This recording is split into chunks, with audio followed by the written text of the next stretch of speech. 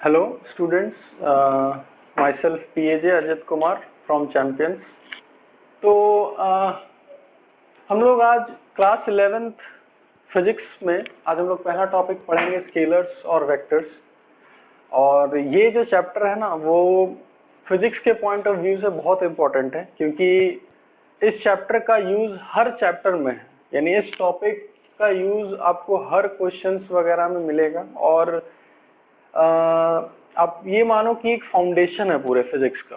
अगर आप ये चैप्टर बहुत अच्छे से अगर कर पाते हो तो आपको आने वाले जो चैप्टर्स हैं उसमें बहुत हेल्प मिलेगा। प्लस इसका और बेनिफिट्स क्या है कि बहुत सारे क्वेश्चंस को ये इजीली सॉल्व कर देता है। और हम जब आगे पढ़ाएंगे वीडियोस में तो आपको ये दिखेगा भी कि वेक्टर्स के हेल्प से हम बहुत सारे टफ क्वेश्चंस को हम इजी मेथड्स में कैसे बना सकते हैं। तो स्टार्ट करते हैं हम लोग पहले स्केलर से। पहला चीज ये दिमाग में आता है कि ये जो टॉपिक हम लोग जो स्केलर्स और वेक्टर्स पढ़ रहे हैं ना, ये जरूरत क्यों पड़ रहा है, ये टॉपिक हम लोग पढ़ किस लिए रहे हैं, और ये स्केलर्स एंड वेक्टर्स होता क्या है। ठीक है, तो स्केलर्स और वेक्टर्स इसलिए इस फिजिक्स टॉपिक में लाया गया ताकि हम कोई भी क्वांटिटी मेजर करते हैं, फिजिकल क्वांटिटी का अगर हम लोग बात करें,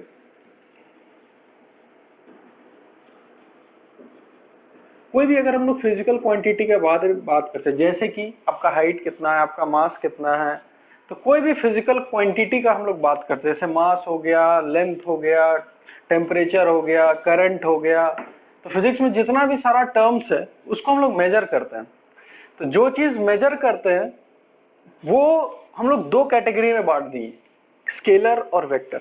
और किस कैटेगरी में बांटे हैं और किस बेसिस में हम लोग बांटे हैं, जैसे हम लोग बहुत सारे बेसिस में हम लोग बांट सकते हैं कि जानवर कितने प्रकार के हो सकते हैं, 2 पैर वाला, 4 पैर वाला, जमीन में रहने वाला, पानी में रहने वाला। तो हम लोग अपने बेसिस में बहुत सारा कैटेगरी में डिवाइड कर सकते हैं। उसी तरीके से हम लोग कोई भी जो फिजिकल क्वांटिटी है उसको हम लोग किस बेसिस में डिवाइड किया, स्केलर और वेक्टर में, इसको देखिएगा। कि मान के चलिए कोई भी क्वांटिटी है, कोई भी, जैसे मास, कोई मास या कोई भी क्वांटिटी लेके चलते हैं एक्स। अगर इस एक्स को मेजर करने के लिए हमको सिर्फ एक मैग्नीट्यूड का जरूरत है। मैग्नीट्यूड का मतलब जैसे कि किसी से हम पूछते हैं कि तुम्हारा मास कितना है, तो सिंपल बोलता है 2 kg, यानी वो सिर्फ एक नंबर मेरे को बताया। ठीक है, तो यानी 2 जो सिर्फ है वो सिर्फ एक मैग्नीट्यूड बताया। आपका हाइट कितना है, मेरा हाइट 6 फीट है, तो 6 सिर्फ एक मैग्नीट्यूड बताया। तो जो भी फिजिकल क्वांटिटी को मेजर करने के लिए हमको सिर्फ और सिर्फ मैग्नीट्यूड का हेल्प लेना पड़ रहा है, तो वो फिजिकल क्वांटिटी किस कैटेगरी में जाता है, स्केलर्स। ठीक है, और किसी भी क्वांटिटी को मेजर करने के लिए हमको मैग्नीट्यूड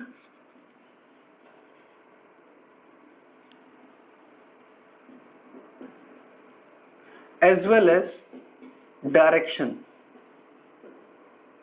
दोनों का हमको अगर इस्तेमाल करना पड़ रहा है, तो वो जो क्वांटिटी है ये जाएगा स्केलर, और ये क्वांटिटी किसमें जाएगा, वेक्टर। यानी अब अगर डेफिनेशन में अगर आप इसको लिखना चाहो तो आप आराम से लिख सकते हो कि any physical quantity only having magnitude is called scalar. ठीक है, कोई भी फिजिकल क्वांटिटी जिसको हमको सिर्फ मेजर करने के लिए मैग्नीट्यूड का हेल्प लेना पड़ रहा है, वो फिजिकल क्वांटिटी किस कैटेगरी में आएगा, स्केलर क्वांटिटी में। और किसी भी फिजिकल क्वांटिटी को मेजर करने के लिए अगर मैग्नीट्यूड और डायरेक्शन दोनों का हेल्प लेना पड़ रहा हो, वो किस कैटेगरी में जाएगा, वेक्टर। अब बात ये उठता है कि हम कुछ भी हम लोग अपने आम जिंदगी में बात करते हैं, कुछ भी पूछते हैं, तो ज्यादातर मिलने को आता है मैग्नीट्यूड। आपका मास कितना है, 50 kg, आपका हाइट कितना है, 5 फीट, ये कितना बड़ा है, 5 सेंटीमीटर। ठीक है, तो जितना भी हम लोग यूज करते हैं वो स्केलर यूज करते हैं, लेकिन कभी कभी हम लोग वेक्टर भी यूज करते हैं जो हम लोग को पता नहीं चलता कि हम लोग वेक्टर यूज किए। जैसे कि हम 2 एग्जाम्पल देते हैं, उसको ध्यान से समझिए। एक आदमी बोला कि एक गाड़ी यहां से पार हुआ 30 मीटर पर सेकंड से।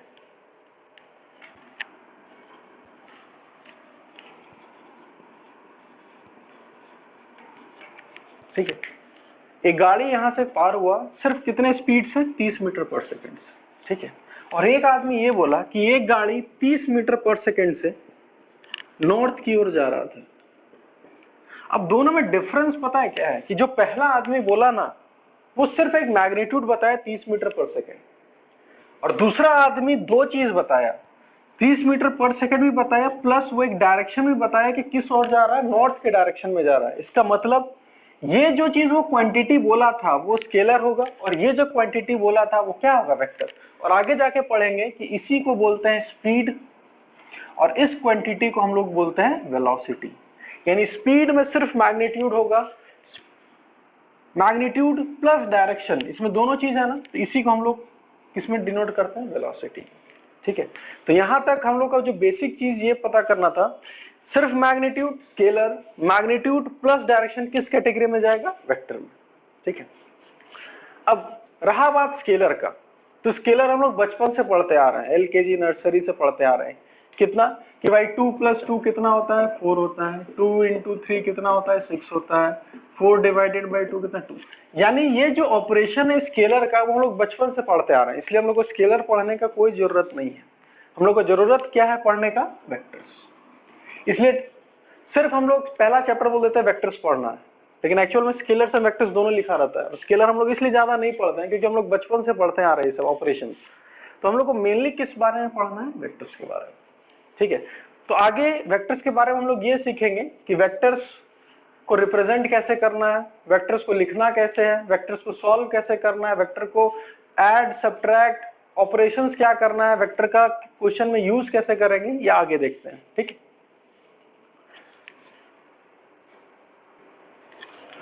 तो आगे हम लोग वेक्टर्स को रिप्रेजेंट कैसे करेंगे। तो रिप्रेजेंटेशन का बहुत सारा तरीका है कि आप उसको कैसे रिप्रेजेंट करते हैं। हर चीज का रिप्रेजेंटेशन का अलग अलग तरीका होता है। आप उसको जैसे कोई भी चीज को आप उसको सिर्फ हाथ से बता सकते हो, ऐसा होता है, बोल के बता सकते हो,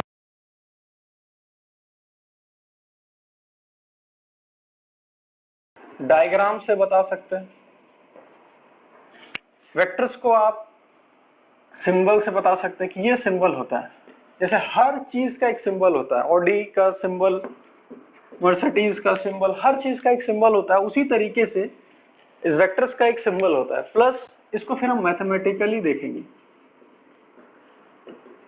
मैथमेटिकली कैसे रिप्रेजेंट करते हैं। तो पहला बात करते हैं डायग्राम, कि इसको डायग्राम से कैसे रिप्रेजेंट करना है। तो डायग्राम से रिप्रेजेंट कैसे करना है, तो वेक्टर्स को रिप्रेजेंट एक लाइन और साथ में एक इस तरीके का एरो, डायरेक्शन। अब इस लाइन और इस एरो का इसमें क्या इंपॉर्टेंट, क्या महत्व है, तो ये लाइन ये बताता है कि इसका जो लेंथ होगा, इस लाइन का जितना भी लेंथ होगा वो लेंथ इसका क्या बताएगा, मैग्नीट्यूड। यानी कि वो लंबाई जितना ज्यादा होगा उस फिजिकल क्वांटिटी का मैग्नीट्यूड उतना ज्यादा होगा। ठीक है, तो ये लेंथ उसका बताएगा कि उसका मैग्नीट्यूड कितना ज्यादा है। और इससे आप समझ ही गए होंगे कि ये जो एरो है वो क्या बताएगा, डायरेक्शन। तो डायग्रामेटिकली हम लोग ऐसे रिप्रेजेंट करेंगे एक तीर की तरह, जिसका लंबाई लेंथ उसका क्या बताएगा, मैग्नीट्यूड, और उसका जो एरो है वो क्या बताएगा, डायरेक्शन। ठीक है, लेंथ मैग्नीट्यूड, जितना बड़ा लेंथ होगा उतना मैग्नीट्यूड ज्यादा होगा, और ये एरो सिर्फ क्या बताएगा, उसका डायरेक्शन। ये जो हम लोग यूज करेंगे वो सिर्फ हम लोग डायग्राम से, यानी कोई भी चीज को अगर तुमको डायग्राम से रिप्रेजेंट करना है कि ये फिजिकल क्वांटिटी कैसा दिख रहा है, ये फिजिकल क्वांटिटी कैसा दिख रहा है, तो डायग्राम से ऐसे रिप्रेजेंट कर सकते हैं। और सिंबल में हम लोग क्या यूज करते हैं,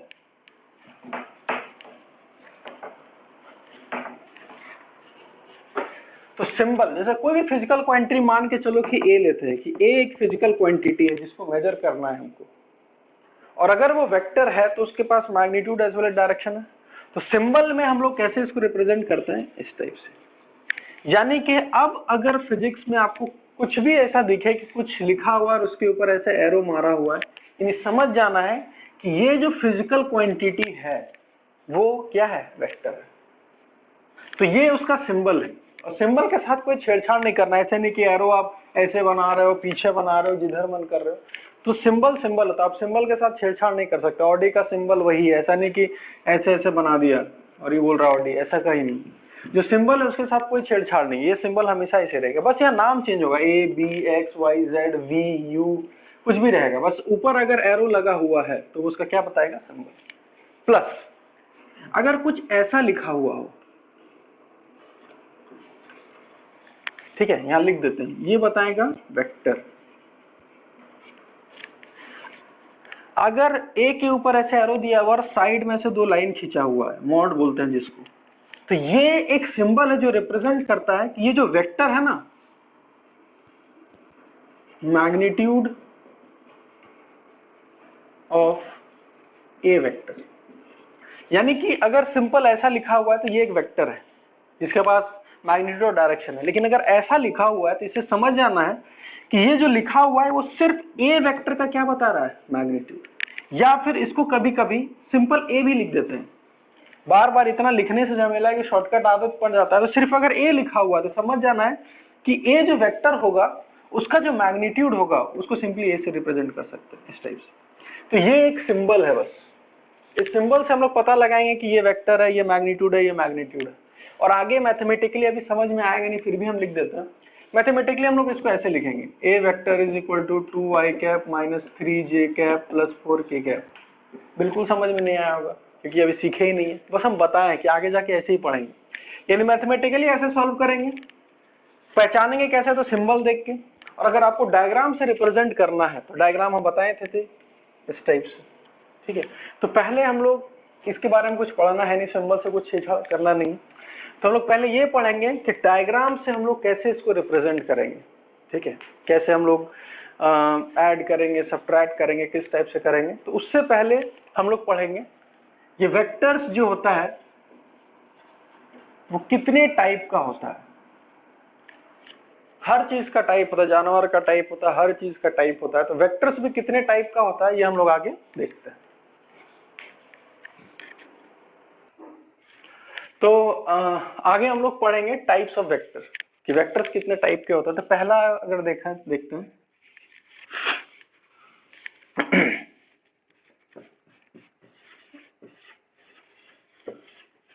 और ये सब रटने का कोई जरूरत नहीं है, आप समझो बस और चीज बहुत आसान होगी। इक्वल वेक्टर्स, यानी वेक्टर इक्वल होना, ठीक है। अगर कोई भी दो वेक्टर दिख रहा है कि ये दोनों वेक्टर इक्वल है, इसका मतलब आप ये बोलोगे magnitude as well as direction.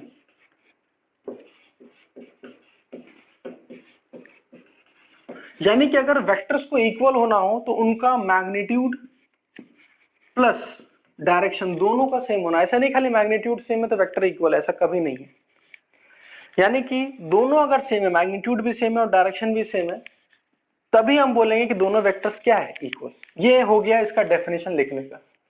अब इसको हम लोग डायग्रामेटिकली कैसे रिप्रेजेंट करेंगे, तो देखना ध्यान से कि अगर हम इसको बोल रहे हैं कि ये एक वेक्टर है ए वेक्टर, एक और वेक्टर है ये है बी वेक्टर। अब ये दोनों इक्वल क्यों हम बताते हैं, देखो अगर इन दोनों का लेंथ देखा जाए तो सेम है, तो लेंथ सेम है यानी मैग्नीट्यूड सेम हो गया। प्लस इन दोनों का एरो देखिए इधर ही है, इसी डायरेक्शन में, तो इसका डायरेक्शन भी क्या हो गया, सेम हो गया। यानी ये दोनों वेक्टर्स इक्वल है। अब इसको हम लोग मैथमेटिकली कैसे लिखेंगे, तो हम इसको ऐसे लिखेंगे, A vector is equal to B vector. इसको आराम से लिख सकते हैं। अच्छा क्या हम ऐसा भी लिख सकते हैं, देखो तो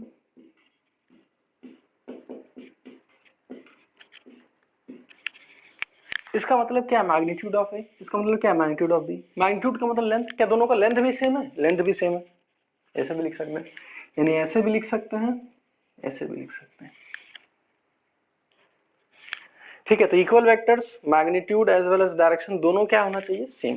फिर ये हो गया मैथमेटिकली लिखे, ये हो गया डायमेट्रिकली, ठीक है। जो नेक्स्ट है वो है आपका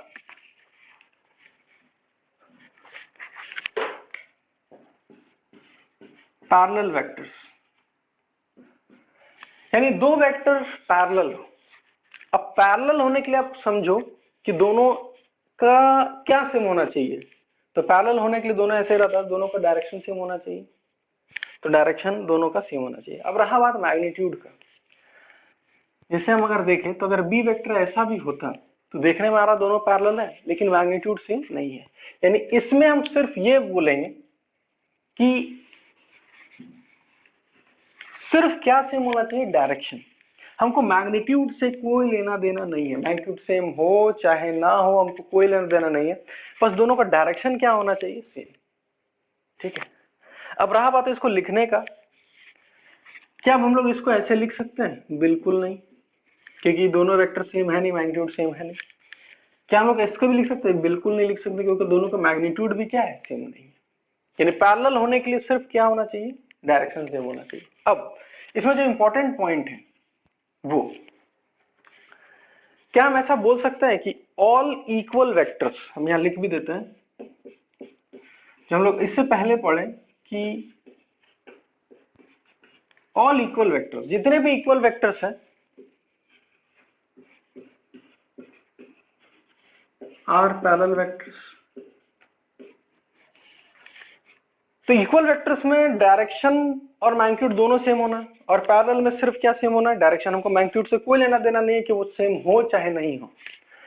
तो हम आराम से बोल सकते हैं इक्वल वेक्टर्स में डायरेक्शन सेम होता ही है, और हमको पैरेलल वेक्टर में डायरेक्शन, यानी हर इक्वल वेक्टर्स तुम्हारा क्या होगा, पैरेलल वेक्टर्स। ये स्टेटमेंट बिल्कुल ट्रू है। लेकिन अगर ऐसा लिखा हो कि ऑल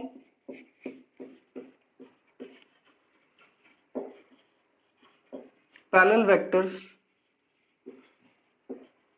आर इक्वल वेक्टर्स, यानी हर पैरेलल वेक्टर इक्वल वेक्टर्स है, ये क्या बोलना सही है, बिल्कुल नहीं, क्योंकि पैरेलल में सिर्फ डायरेक्शन सेम होता है और इक्वल में मैग्नीट्यूड डायरेक्शन दोनों सेम होना है, यानी हर पैरेलल वेक्टर्स इक्वल वेक्टर्स कभी नहीं हो सकता। ये स्टेटमेंट तुम्हारा क्या है, फॉल्स। ठीक है, तो हम लोग इक्वल वेक्टर्स देख लिए, उसके बाद क्या देख लिए, पैरेलल वेक्टर्स देख लिए। ठीक है, आगे बढ़ते हैं।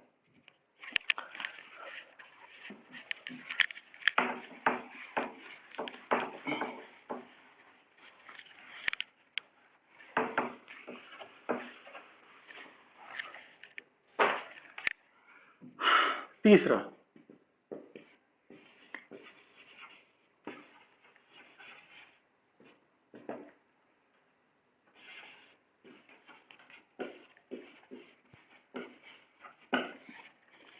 Negative of a vector. एक वेक्टर का नेगेटिव क्या हो सकता है, जैसे 2 का नेगेटिव क्या हो सकता है, -2। लेकिन अगर एक वेक्टर का अगर हम नेगेटिव बात करें तो कैसे इसको बोलेंगे, ध्यान से समझिए। रहा बात मैग्नीट्यूड का,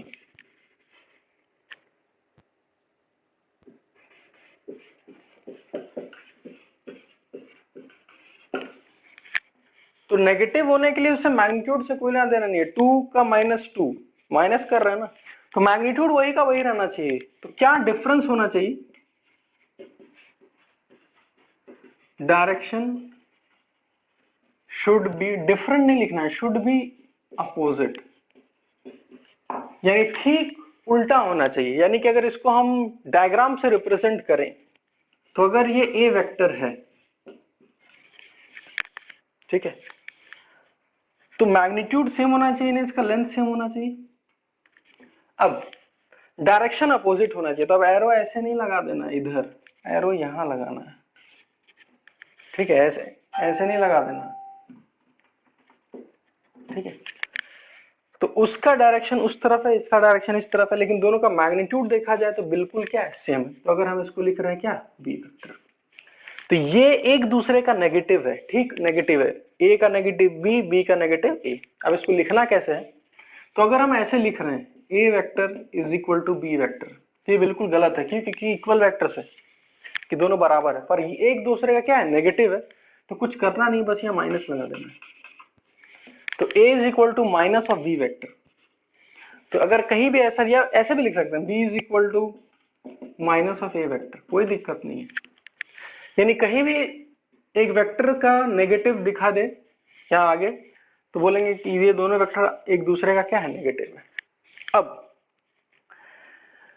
क्या ऐसे लिख सकते हैं अभी भी,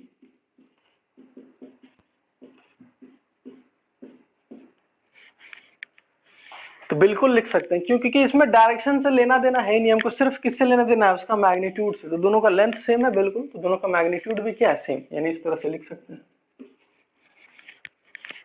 ठीक है, तो ये हो गया negative of vector. Magnitude same होना चाहिए लेकिन डायरेक्शन डिफरेंट नहीं, उसमें लिखना जस्ट अपोजिट होना चाहिए। डिफरेंट लिखने से फिर बात अलग हो जाएगा। रिप्रेजेंट ऐसे करना है, ठीक है, अगर A vector is equal to minus of B vector, और याद रखना दोनों का मैग्नीट्यूड क्या है, सेम। अब उसी तरीके से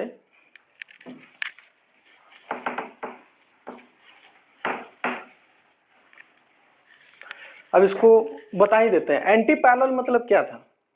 पैरेलल मतलब दोनों का डायरेक्शन सेम होना चाहिए। एंटी पैरेलल मतलब दोनों का डायरेक्शन क्या होना चाहिए, अपोजिट। मैग्नीट्यूड से फिर कोई लेना देना नहीं है, जिसको आप खुद से समझ सकते हैं कि अगर एंटी पैरेलल वेक्टर्स आया तो दोनों का डायरेक्शन खाली क्या होना चाहिए, अपोजिट। मैग्नीट्यूड से हमको कोई लेना देना नहीं है, ठीक है। अब अगर हम और आगे बढ़े तो हम लोग पढ़ते हैं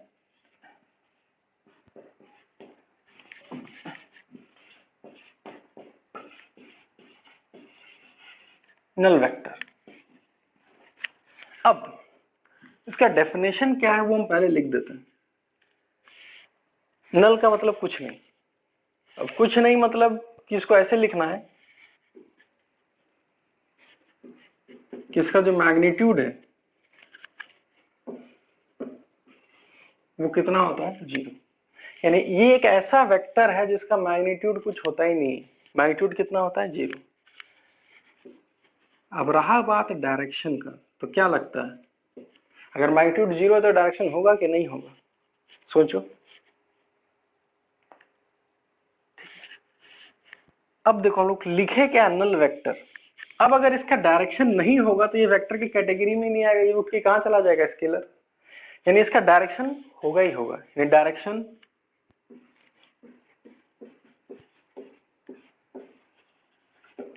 यदि इसका डायरेक्शन पक्का कुछ होगा, लेकिन उसका मैग्नीट्यूड कितना होगा, 0। इसी स्पेशल वेक्टर को हम लोग कौन सा वेक्टर बोला है, नल वेक्टर। अब रहा बात रिप्रेजेंटेशन का, तो क्या आप एक रिप्रेजेंटेशन मतलब डायग्राम से बनाने का, कि डायग्राम से बना सकते हैं एक वेक्टर जिसका मैग्नीट्यूड कुछ है ही नहीं पर डायरेक्शन है? तो फिर सोच में पड़ जाओगे कि अगर उसका मैग्नीट्यूड है ही नहीं तो उसका लेंथ होगा ही नहीं। अब लेंथ होगा ही नहीं, फिर एरो भी हमको बनाना है तो हम एरो बनाएंगे कहाँ? तो आधे से ज्यादा स्टूडेंट्स का दिमाग आएगा कि डॉट बना के ऐसे कर देते हैं, तो ऐसे नहीं करना है, ठीक है। एक ऐसा स्पेशल वेक्टर है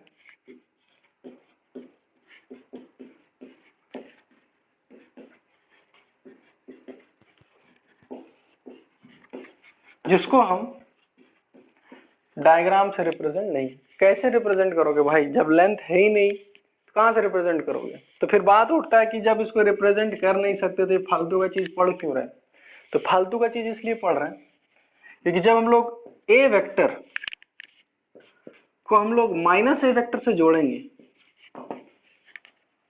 2 प्लस -2, आंसर कितना आना चाहिए, 0।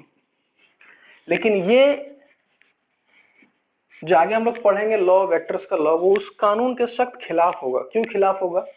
स्केलर को स्केलर के साथ ऐड करने से स्केलर मिलेगा, उसी तरीके से वेक्टर को वेक्टर से ऐड करने से क्या मिलेगा, वेक्टर। पर ये 0 तो रहा स्केलर।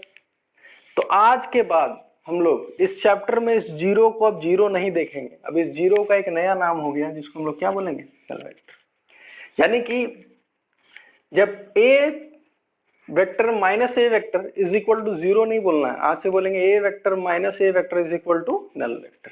तो इसीलिए नल वेक्टर को लाया गया है, ठीक है। तो नल वेक्टर में मैग्नीट्यूड 0, डायरेक्शन बिल्कुल होगा, किधर होगा क्वेश्चन में देखेंगे। इसको कभी रिप्रेजेंट नहीं कर सकते डायग्राम से क्योंकि लेंथ है नहीं, ठीक है। और इस एग्जांपल को याद रखना, हो सके स्कूल वगैरह में काम आए, ठीक है। आगे बढ़ते हैं। नल वेक्टर के बाद हम लोग आते हैं यूनिट वेक्टर। ये भी एक स्पेशल वेक्टर है, यूनिट वेक्टर। और स्पेशल क्यों है कि उसका मैग्नीट्यूड 0 ना होकर अब कितना होगा, एग्जैक्ट 1। यानी किसी भी फिजिकल क्वांटिटी को अगर आप मेजर कर रहे हो और उसका मैग्नीट्यूड बिल्कुल 1 आ रहा है तो वो वेक्टर कौन सा वेक्टर कहलाता है, यूनिट वेक्टर। डायरेक्शन होगा ही होगा। अब ये यूनिट वेक्टर और खास क्यों है पता है?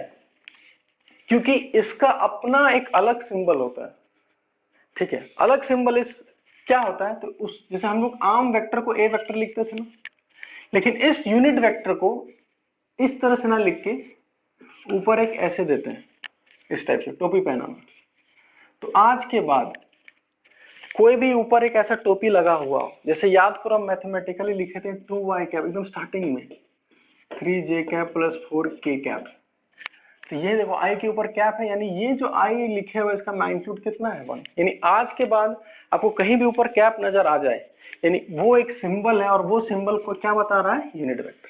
और यूनिट वेक्टर का मतलब इसका जो मैग्नीट्यूड होगा, यानी कि अगर हम इसको और ऐसे लिखें तो इसका कितना होगा 1, क्योंकि ये सॉरी ऐसे, क्योंकि ए कैप है उसका अगर मैग्नीट्यूड का बात करें तो हमेशा कितना होगा 1 होगा। ठीक है, तो यूनिट वेक्टर का खासियत मैग्नीट्यूड एकदम एग्जैक्ट क्या होना चाहिए 1, डायरेक्शन होगा ही होगा, नहीं होगा तो वेक्टर की कैटेगरी में ही नहीं आएगा। प्लस इसका इंपॉर्टेंस और क्यों ज्यादा है, क्योंकि इसका एक अपना अलग एक सिंबल होता है, स्पेशल सिंबल, उसके ऊपर एक कैप, और उसका मैग्नीट्यूड 1 है तो इसको हम लोग ऐसे भी रिप्रेजेंट कर सकते हैं। और आगे जाके एक फॉर्मूला सीख लेंगे, क्या फॉर्मूला सीखेंगे कि एक यूनिट वेक्टर को ऐसे निकालते हैं, थोड़ा हम समझा भी देते हैं अगर समझ में आ जाए तो। ये एक फॉर्मूला है, क्यों फॉर्मूला है समझना ध्यान से। किसी भी वेक्टर को अगर उसी के मैग्नीट्यूड से डिवाइड कर दे, अगर 5 को 5 से ही डिवाइड कर दे तो आंसर कितना आएगा 1, बस वही चीज है। अगर एक वेक्टर को उसी के मैग्नीट्यूड से डिवाइड कर दे, अगर मान के चलो इस वेक्टर का मैग्नीट्यूड 8 है और 8 से डिवाइड कर दे, बचा कितना 1, तो एक मैग्नीट्यूड प्लस डायरेक्शन है इसमें और नीचे क्या है मैग्नीट्यूड, समझो कि मैग्नीट्यूड मैग्नीट्यूड कैंसिल होकर 1 हो गया, तो बचा एक डायरेक्शन और 1, तो इसीलिए इसका मैग्नीट्यूड हो गया 1 और डायरेक्शन होगा ही होगा। तो ये एक फॉर्मूला है जो आगे भी जाके क्या हम करेंगे, यूज करेंगे। ठीक है, और भी बहुत सारा टाइप्स होता है, बहुत सारा टाइप्स बुक्स में पढ़ सकते हो, एक्सियल वेक्टर्स, पोलर वेक्टर्स, बहुत सारा वेक्टर्स होता है, लेकिन अभी के लिए हम लोग को इतना ही जानना काफी है। Equal, parallel, negative vector, anti parallel, null vectors and last में तुम्हारा क्या है, यूनिट वेक्टर। इससे क्वेश्चन बहुत ज्यादा आता है, यूनिट वेक्टर कैसे निकालना है, इस वेक्टर का यूनिट वेक्टर क्या होगा, तो उस वेक्टर को उसी के मैग्नीट्यूड से क्या करना है, डिवाइड कर देना। तो यहां तक हम लोग पढ़े हैं टाइप्स ऑफ वेक्टर, कि वेक्टर्स कितना टाइप का होता है। अब आगे हम लोग क्या पढ़ेंगे, जैसे हम लोग स्केलर को ऐड करते थे, सब्ट्रैक्ट करते थे, जिसको हम लोग बोलते थे ऑपरेशन ऑन स्केलर। ऑपरेशन पढ़ते थे ना बचपन में, पढ़ते आ रहे थे, एडिशन, सब्ट्रैक्शन, मल्टीप्लिकेशन, डिवीजन। तो यहाँ भी वेक्टर्स का बहुत सारा ऑपरेशंस है, एडिशन, सब्ट्रैक्शन, लेकिन यहाँ मल्टीप्लाई डिवाइड नहीं है। यहाँ पर दो स्पेशल ऑपरेशन है जिसको हम लोग बोलते हैं dot product and cross product. ठीक है, तो पहले हम लोग डायग्राम से समझेंगे कि एडिशन कैसे करते हैं और सब्ट्रैक्शन कैसे करते हैं। ठीक है, तो आगे हम बताते हैं। तो आगे हम लोग पढ़ते हैं एडिशन ऑफ वेक्टर्स, है ना। अब देखो इसमें इतना पढ़ना क्यों पड़ रहा है पता है, तो नर्सरी में हम लोग को सिखाया जाता है कि 2 + 3 कैसे ऐड करना है, तो ऐसे 2 उंगली इधर निकालो और 3 निकालो फिर काउंट कर लो। तो अभी भी समझो कि हम लोग एकदम बचपन में है और हम लोग एक नया चीज ऐड करना सीख रहे हैं वेक्टर्स, और उसको कैसे ऐड करना है एकदम बहुत आसान है। ठीक है, तो मान के चलो तुम्हारे पास दो वेक्टर गिवन है, ए वेक्टर और दूसरा ऐसे दिया हुआ है बी वेक्टर। दोनों इक्वल नहीं है, क्यों नहीं इक्वल है, क्योंकि दोनों का डायरेक्शन ही अलग है, तो इक्वल तो बात ही नहीं उठता, मैग्नीट्यूड सेम रहे ना रहे। तो ए वेक्टर और बी वेक्टर को हम लोग को क्या करना है, ऐड करना है। ठीक है, तो ए वेक्टर और बी वेक्टर को हम लोग कैसे ऐड करेंगे, तो सबसे पहले हम लोग ए वेक्टर को जैसा का वैसा, इसको घुमाना नहीं है। अगर इस वेक्टर को हल्का सा भी रोटेट कर दिए ना, तो रोटेट करने से क्या होगा, मैग्नीट्यूड तो वही रह जाएगा, लेकिन रोटेट करने से इसका डायरेक्शन अलग हो जाएगा। तो इसको घुमाना नहीं है, इसको एज इट इज उठाओ और यहां पटक दो, तो ये रहा ए वेक्टर। ठीक है, तो ए वेक्टर को यहां रख दिए। अब ऐड करने के लिए इस v वेक्टर को उठाओ, और इसको घुमाना नहीं है, एग्जैक्ट इसको उठा के ठीक ए वेक्टर के हेड पे रख दो। तो इसको ऐसे उठा के अगर ऐसे रखें तो ये हो गया बी वेक्टर, यानी ए के हेड से बी को रख देना है। अब ए का टेल और बी का हेड को ऐसे ज्वाइन कर दो और एरो इस तरफ, तो इसी को हम लोग बोलेंगे A vector plus B vector. बहुत आसान है। पहले अगर A vector plus B vector है, ठीक है, ए वेक्टर प्लस बी, तो ए वेक्टर को उठा के रखें, बी वेक्टर को एज इट इज इसके हेड पे रखना है, तो इसको बोलते हैं हेड टेल मेथड। ए वेक्टर के हेड से बी वेक्टर और उसको मिला देना है, तो ये हो गया ए वेक्टर प्लस बी वेक्टर। ठीक है, इसको अच्छे से देख लो, कंफ्यूज नहीं होना है। पहले एक वेक्टर जिसको पहले लिखा हुआ उसको उठा के रखें, उसके हेड से, हमेशा याद रखना हेड, कभी भी वेक्टर रखोगे तो उसके हेड पे रखना है, टेल पे कभी नहीं, तो उसके हेड पे रखें। अब जब भी ज्वाइन करोगे तो टेल से ज्वाइन करना है, टेल टू हेड, तो इसलिए इसको बोला जाता है हेड टेल मेथड। ठीक है, अब तुमसे बोलेगा कि ठीक है ए प्लस बी तो बोल दिए, अब तुम हमको बी प्लस ए बना के दिखाओ। बनाते हैं। तो सबसे पहले हम लोग कौन सा वेक्टर लेंगे, बी, तो बी को एज इट इज उठा के रखना, तो घुमाना उमाना नहीं है, तो ये हो गया बी वेक्टर। अब बी के हेड से हमेशा रखना, उसका हेड से ज्वाइन करना है, तो बी के हेड से किसको रखना है, ए को, तो ए को उठा के इसके सर पे रख दिए, ए वेक्टर। अब फिर इसके टेल से इसको ज्वाइन कर दिए, तो ये हो गया बी वेक्टर प्लस, कितना आसान। अब अगर तुम अच्छे से देखो, ए प्लस बी का जो ये जो वेक्टर बना, इसको लिख दो एक नया सी वेक्टर। ठीक है, इसका जो डायरेक्शन है देखो ध्यान से, इधर ही है, और बी प्लस ए का भी डायरेक्शन इधर ही है, और आगे जाके एकदम अच्छे से स्केल और कंपास से बनाओगे ना, तो इसका मैग्नीट्यूड और इसका मैग्नीट्यूड बिल्कुल क्या रहेगा, सेम। यानी कि आगे हम लिख पाएंगे कि a plus B is equal to B plus A. जैसे स्केलर में होता है ना कि 2 प्लस 3 या 3 प्लस 2 करो, दोनों का मतलब सेम होता है, उसी तरीके से वेक्टर में भी अगर आप a को b के साथ जोड़ो, चाहे b को a के साथ जोड़ो, दोनों का एडिशन क्या होगा, सेम। और अगर प्रूफ करने बोले तो यही प्रूफ करना। ठीक है, और आगे हम और बताएंगे, और इसी को ऐड करने के जैसे हेडटेल मेथड बोलते हैं ना, इसी को बोलते हैं ट्राइंगल लॉ ऑफ एडिशन।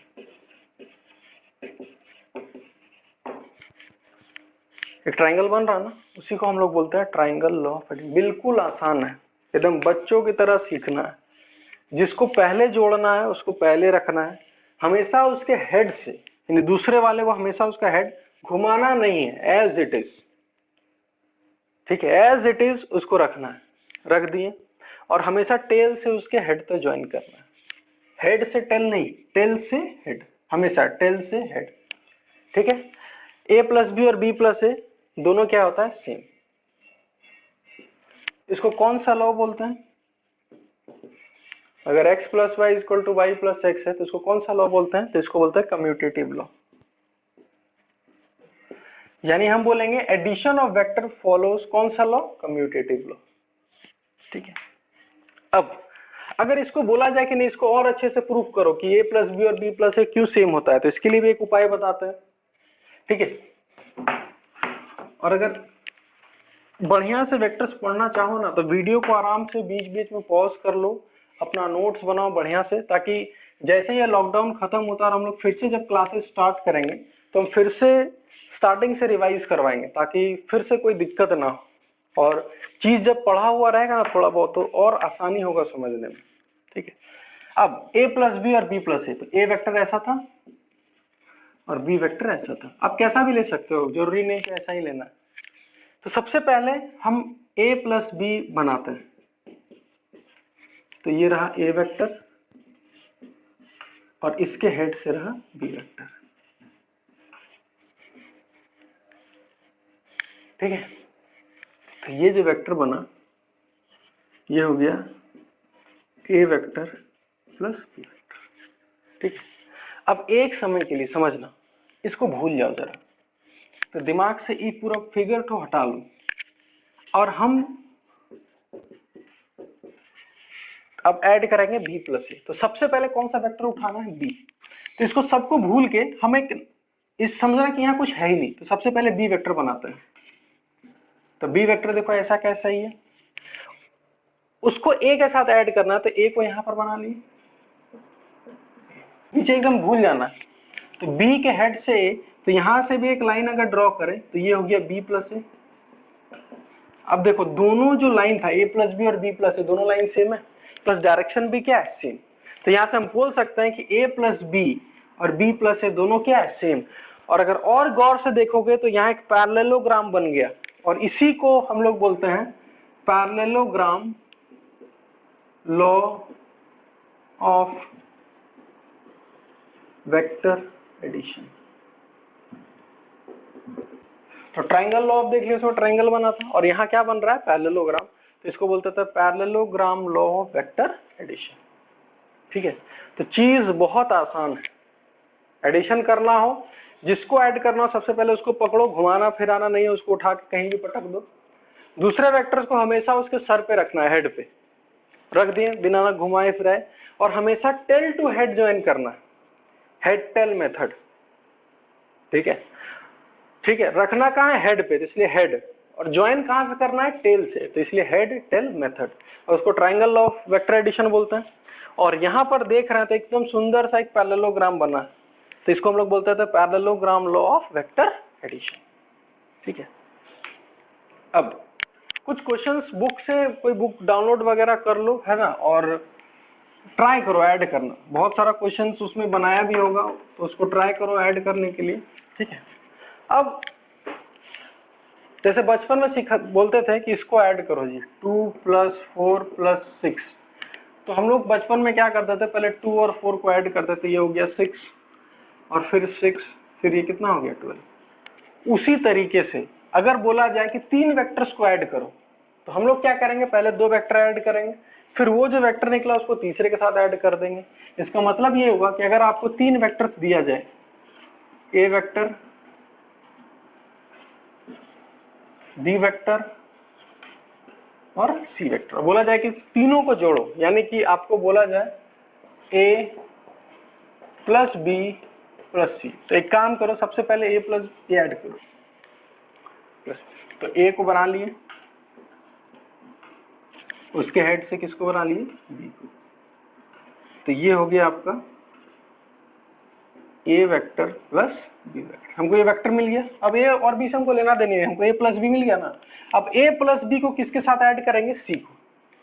तो अब देखो इस दोनों को भूल जाओ, तो ये रहा ए प्लस बी, तो उसके हेड से किसको बनाएंगे, सी को, तो सी को ऐसे रख दिए।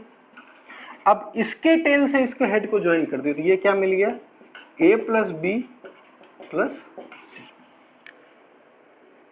ठीक है, तो सबसे पहले ए और बी को ऐड किया तो ए प्लस बी मिला। अब ए प्लस बी के हेड से किसको रख दिए, सी को, तो हमको ए प्लस बी प्लस सी मिल गया।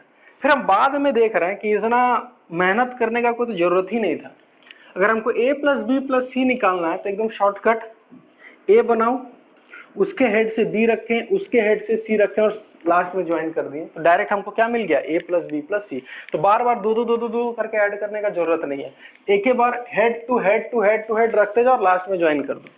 इन्हें अगर 10 वेक्टर भी दिया जाए तो 10 वेक्टर को head to head to head to head join करो और लास्ट में A plus B plus C निकाल दो। अब अगर तुमसे बोला जाए कि B plus A plus C निकाल के दिखाओ, ठीक है, तो सबसे पहले बी वेक्टर, चलो तो बी वेक्टर निकल लिखते हैं सबसे पहले, ये रहा बी वेक्टर। फिर क्या बोला, ए वेक्टर, चलो ए वेक्टर। फिर क्या बोला, सी वेक्टर, बना दिया सी वेक्टर से ज्वाइन कर, तो ये हो गया b plus A plus C. ध्यान से देखो, a plus B plus C, B plus A plus C, दोनों का डायरेक्शन सेम है, और अच्छे से बनाओगे तो दोनों का मैग्नीट्यूड भी क्या आएगा, सेम। यानी कि अभी भी हम यहाँ लिख सकते हैं कि पहले क्या किए थे, a प्लस बी प्लस सी किए थे, और यहाँ पर b plus A plus C, दोनों सेम आ रहा है, आना ही था। 2 + 3 + 5 और 3 + 5 + 2 दोनों सेम है, यानी कि एडिशन इसको उससे साथ करो, इसके इससे साथ करो, कोई दिक्कत नहीं है। ठीक है, यानी कि हम इसको ऐसे भी लिख सकते हैं, ध्यान से देखो, a plus B plus C is equal to a plus B plus C. यानी हम यहाँ ब्रैकेट क्यों लगाए पता है, क्योंकि अगर हमको पहले a प्लस बी को ऐड करके c के साथ ऐड किए और इसमें b प्लस सी को पहले ऐड करके a के साथ ऐड किए, फिर भी सेम आएगा। और इसी लॉ को हम लोग बोलते हैं एसोसिएटिव लॉ। यानी वेक्टर एडिशन कम्यूटेटिव लॉ तो फॉलो करता ही था, अब कौन सा लॉ फॉलो करता है? एसोसिएटिव। ठीक है, एक क्वेश्चन देते हैं, आप लोग ट्राई करो और बताओ कि आप लोग सही से ऐड कर पाए हो कि नहीं कर पाए हो।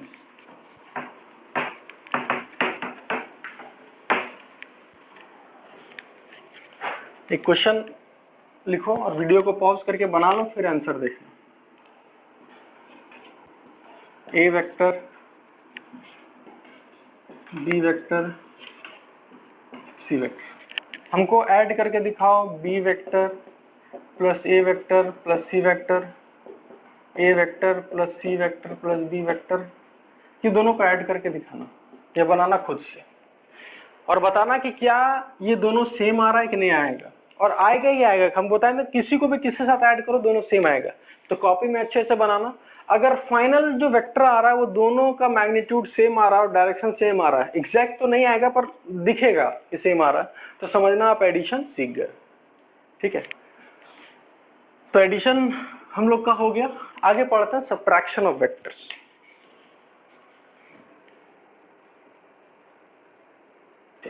तो सब्ट्रैक्शन ऑफ वेक्टर्स में क्या करना है, हम दो वेक्टर लेते हैं, ए वेक्टर दूसरा बी वेक्टर, और क्वेश्चन में बोला है कि चलो ए माइनस बी करो। तो ट्राई करो एक बार वीडियो पॉज करके, अगर बना पाओ तो ठीक है, और अगर नहीं बनता है तो फिर देखो हम क्या करते हैं। तो इसमें एक अपने से दिमाग लगाना है। क्या दिमाग लगाना है? इस बी वेक्टर को हम उल्टा कर दिए। उल्टा है इसलिए कि देखो दोनों का मैग्नीट्यूड सेम रखे हुए डायरेक्शन, तो क्या इसको हम माइनस बी वेक्टर लिख सकते हैं? याद करो negative of a vector, types of vector बताए थे ना, नेगेटिव ऑफ वेक्टर। तो बी वेक्टर का अगर आप डायरेक्शन अपोजिट कर देते हो गया माइनस ऑफ बी वेक्टर। अब हम क्या कर रहे हैं, बी वेक्टर को आप गोली मारो, अब सिर्फ माइनस बी पर ध्यान देते हैं। तो सबसे पहले ए वेक्टर को उठाएं और इसके हेड पे बी वेक्टर को नहीं रखते हैं, क्या रखते हैं? Minus B. और क्यों रख रहे हैं वो आगे समझ में आएगा। तो इसके हेड से माइनस बी ये रहा। अब ए का टेल से इसको ऐड कर देते हैं, तो हमको ये तो एडिशन ही मिलेगा, तो इसको लिखेंगे A vector plus minus B vector, और इसको लिख सकते हैं A vector minus B vector. यानी कि इससे ये समझ में आ रहा है कि सब्ट्रैक्शन नाम का कोई चीज ही नहीं है, ये एक तरह से एडिशन ही है। बस करना क्या है कि इसको ए को इसको ऐसे समझना है कि हम ए को ऐड किससे कर रहे हैं? माइनस बी के साथ। और बी वेक्टर अगर दिया है तो माइनस बी कैसे करना है? तो ठीक उसको क्या करना है? अपोजिट कर देना। चलो हम लोग निकालते हैं B vector minus A vector. तो हमको बी वेक्टर तो पता है, लेकिन हमको माइनस ए चाहिए, तो इसको ठीक उल्टा कर दिए, तो ये हो गया माइनस ए वेक्टर। तो सबसे पहले बी वेक्टर बनाना है, बी वेक्टर उधर है, तो ये रहा बी वेक्टर, और उसके हेड से माइनस ए बनाना है। तो माइनस ए का मतलब इसके हेड से इधर हो गया माइनस ए, थोड़ा गलती पर इसको यहां लिखते हैं, ये हो गया माइनस ए। अब बी से लेकर माइनस ए कर देना है, तो ये हो गया B vector minus A vector. ठीक है, अब हम लोग देखें कि a माइनस बी हम लोग यहां निकालें और यहां b माइनस ए निकालें। इसका डायरेक्शन इधर है लेकिन इसका डायरेक्शन इधर है, यानी कि बोल सकते हैं कि ये जो वेक्टर निकला और ये जो वेक्टर निकला, दोनों का मैग्नीट्यूड सेम है, लेकिन दोनों का डायरेक्शन क्या है? अपोजिट, और दिख भी रहा है। यानी कि हम लोग a माइनस बी और b माइनस ए को इक्वल टू कर सकते हैं? बिल्कुल नहीं कर सकते, क्योंकि ये डायरेक्शन अपोजिट है, और अगर डायरेक्शन अपोजिट है तो इसको इक्वल करने के लिए एक नेगेटिव लगा दो, हो गया काम खत्म। तो देखो माइनस अंदर जाएगा तो माइनस बी और ये प्लस होगी, तो दोनों क्या है? सेम। लेकिन दोनों का मैग्नीट्यूड क्या है? बिल्कुल सेम है। तो इसको हम लोग ऐसे लिख सकते हैं कि a माइनस बी या फिर b माइनस ए करो, दोनों का मैग्नीट्यूड सेम है, तो दोनों पे मॉड लगा दो। तो अगर मॉड लगा दिए तो इक्वल टू लिख सकते हैं, लेकिन अगर मॉड नहीं लगाए तो साथ में क्या लगाना है? नेगेटिव। ठीक है, तो ये हमारा हो गया सब्ट्रैक्शन। यानी कि सब्ट्रैक्शन कुछ नहीं है, बस एडिशन ही है। बस करना क्या है, जहां माइनस बी है तो बी को उल्टा करके माइनस बी कर लो और दोनों को फिर से ऐड कर दो। ठीक है, और यहां देख रहे हैं कि a माइनस बी और b माइनस ए सेम नहीं है, दोनों उल्टा है। यानी कि ये जो है कम्यूटेटिव लॉ नहीं फॉलो कर रहा हूं। जब कम्यूटेटिव फॉलो नहीं कर रहा तो जब एसोसिएटिव भी निकालेंगे तो भी वो फॉलो नहीं करेगा। ठीक है, तो अभी के लिए फिलहाल एडिशन और सब्ट्रैक्शन दोनों को अच्छे से पढ़ो, ठीक है। और नेक्स्ट वीडियो जब अपलोड करेंगे तो हम लोग ये करना सीखेंगे कि a प्लस बी माइनस सी तब कैसे करना है, एडिशन भी करना और साथ में सब्ट्रैक्शन भी करना है। तो ये आगे हम बताएंगे कि इसको ये सब करने के लिए हम लोग एक लाइन में बना सकते हैं। तो उसके लिए आप लोग ये वीडियो पहला वीडियो है, इसलिए एक एक वीडियो को अच्छे से पढ़ें, समझे उस चीज को, ठीक है। और अगर कुछ भी डाउट है इससे रिलेटेड तो आप मेरे को व्हाट्सएप करो, ठीक है। और व्हाट्सएप करने के बाद क्या होगा, हम आपको एक टाइम अलॉट कर देंगे, उस टाइम अलॉट में आपको हम वीडियो कॉन्फ्रेंसिंग के द्वारा आपके सारे डाउट्स को हम सॉल्व करेंगे, जो भी डाउट है, ठीक है। तो जब ये पूरा वीडियो को अच्छे से देख ले, अपना डाउट्स कलेक्ट कर ले और मेरे नंबर पे आप व्हाट्सएप कर देना, ठीक है। और व्हाट्सएप करने के बाद मैं एक टाइम अलॉट कर दूंगा सबको कि आपको किस किस बजे आना है, क्योंकि डाउट सेशन में 1-to-1 डाउट सेशन होगा, तो सबको अलग अलग टाइम दिया जाएगा। और उस डाउट सेशन में क्या करूंगा कि उसको वीडियो कॉन्फ्रेंसिंग के द्वारा उसमें जो भी डाउट्स है वो मैं क्लियर करने का ट्राई करूंगा, ठीक है। तब तक सेफ रहें। और धनबाद में भी कोरोना वायरस आ चुका है, हीरापुर में, तो घर पे रहो और ऑनलाइन स्टडी करते रहो, ठीक है। और जितना हो सके 11th को स्ट्रॉन्ग करने के लिए अपना वीडियोस देखते रहें, ठीक है। और जैसे ही लॉकडाउन खत्म होता है और वापस क्लासेस जब रिज्यूम होगा तो वापस ये सारा एक रिवाइज होते हुए आगे चलेगा। और उतना डरने का जरूरत नहीं है कि हम पीछे हो जाएंगे, लैग हो जाएंगे, ऐसा कुछ नहीं है, ठीक है। समय बहुत है अभी, ठीक है। और नंबर ऑफ क्लासेस हम उस समय बढ़ा देंगे तो कोई दिक्कत नहीं आएगा। लेकिन अभी आलस नहीं करना है कि घर पे आराम से सो रहे हैं, तो ट्राई करो कि वीडियोस देखें, क्वेश्चंस बनाएं और नया नया चीज सीखें, क्योंकि ये ऐसा समय है ना कि जो थोड़ा सा ज्यादा पढ़ेगा ना उसको एडवांटेज रहेगा, ठीक है। और ऐसा नहीं है कि जो नहीं पढ़ रहा वो जिसके पास इंटरनेट फैसिलिटी नहीं है या एंड्रॉयड मोबाइल नहीं है वो पीछे हो जाएगा, ऐसा कुछ नहीं है। बस मोटिवेटेड रहो और ट्राई करो बुक्स वगैरह पढ़ने का, ऑनलाइन वीडियोस देखने का। हजारों वीडियोस यूट्यूब, हजारों क्या लाखों वीडियोस यूट्यूब में है फिजिक्स का। आप कोई भी वीडियोस देखो, इसमें कोई बुराई नहीं है, जिससे ज्यादा चीज समझ में आता है आप उसको फॉलो करो, ठीक है। और टिल नेक्स्ट वीडियो, ठीक है, आप वेट करो, ठीक है। हर एक अल्टरनेट डेज में आपको वीडियोस मिलता रहेगा फिजिक्स का, उसी तरह केमिस्ट्री मैथ्स का भी सारा वीडियोस, ठीक है। बाय और सेफ रहें।